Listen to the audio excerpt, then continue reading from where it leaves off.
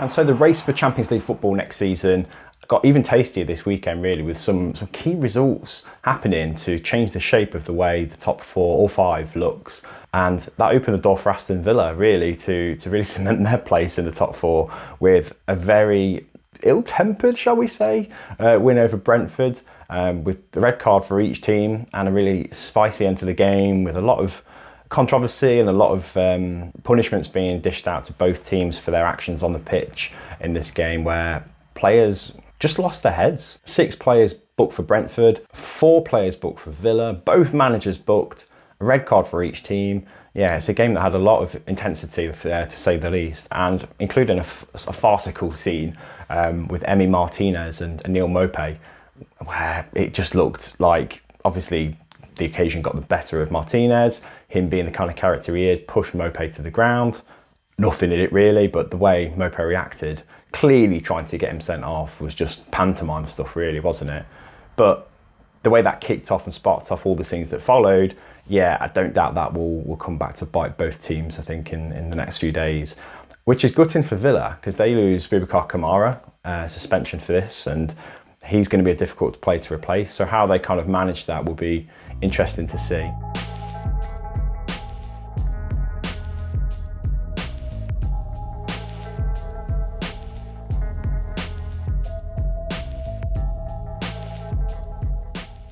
But a 2-1 win here against Brentford is vital. And that man, Ollie Watkins, scoring against his old club, celebrating in front of their fans as well, which he had to explain at the end was, aimed at a fan in the crowd who was kind of giving him abuse throughout the game.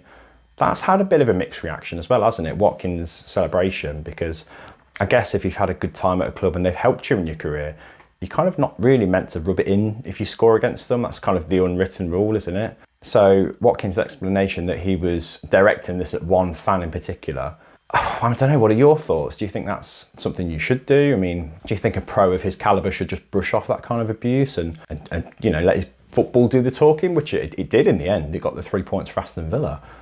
But I don't know how I feel about that. I feel like he should have just kind of muted his celebration, got on with the job and, gone away from the game happy just to get the 3 points for his team. But it was one of those games, wasn't it? It was a strange one. But with results going the way they have this weekend, Villa are going to look at this table now and think they're in a really solid position. They're in 3rd place, 4 points above Manchester City in 4th, which is mind-blowing, isn't it? It's unthinkable. Progressing, obviously, top of their group in the Europa Conference League. So things are remaining rosy for Aston Villa, even when going was getting tough in this game, a really difficult opponent in Brentford. They've actually proven to be more than resolute when they need to be, despite all the beautiful football they've been playing. They can still dig deep and grind out a really difficult, hard-earned 3 points here. And it could prove vital for them, couldn't it, going into this really tough run of games in December, where fatigue's no doubt going to play a part.